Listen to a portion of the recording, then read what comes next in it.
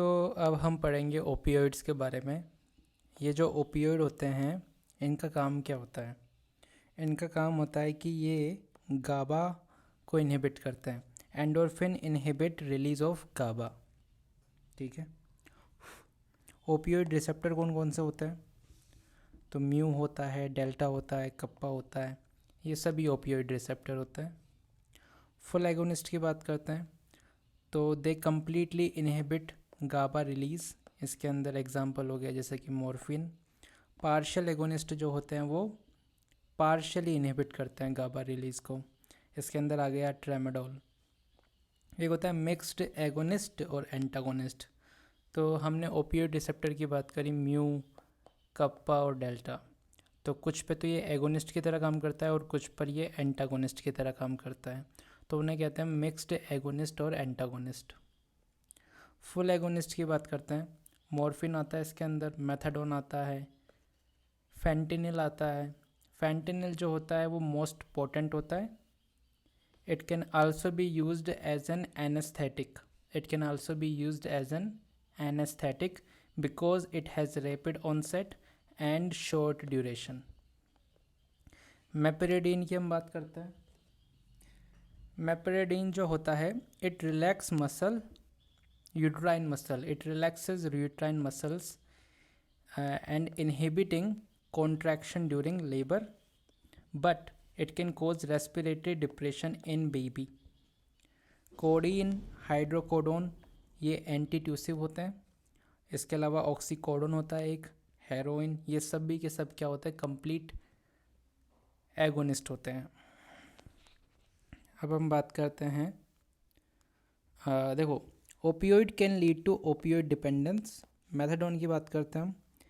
Methadone it does not cause euphoria. It has long T half, मतलब half life time.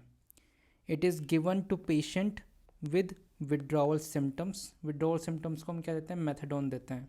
Methadone देने का क्या फ़ायदा होता है?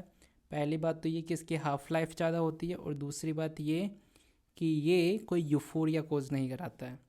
डेक्स्ट्रोमेथोर्फिन की बात करते हैं, एंटीट्यूसिव होता है। लोपरामाइड की बात करें तो it can not cross blood brain barrier.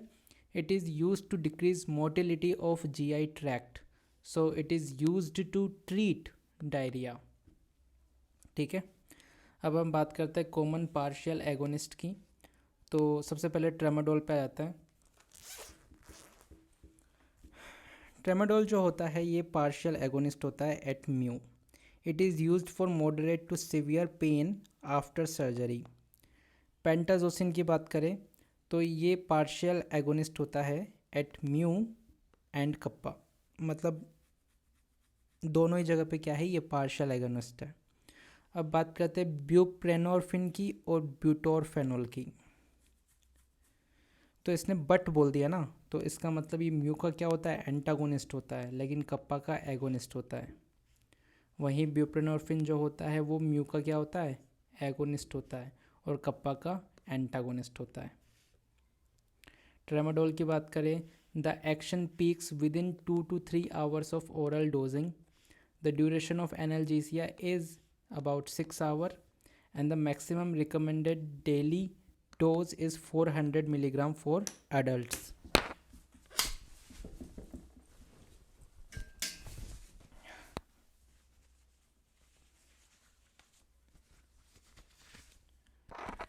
Buprenorphine की हम और बात करें तो it can stimulate opioid receptor, ठीक है, enough to decrease withdrawal symptoms. It can stimulate opioid receptor enough to decrease withdrawal symptoms. Buprenorphine is not potent enough for overdose or does not cause euphoric feelings. Makes it safer than methadone. तो withdrawal के अंदर हम methadone देते हैं। methadone से भी बेहतर choice होती है हमारे पास buprenorphine. Side effect of opioid, तो इसके अंदर ध्यान रखो, pin point प्यूपिल, flushing, nausea, decrease motility and constipation.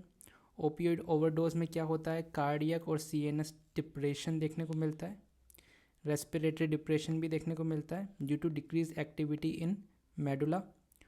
Opioids are contraindicated in patient with head injury, पहली इंपॉर्टेंट बात।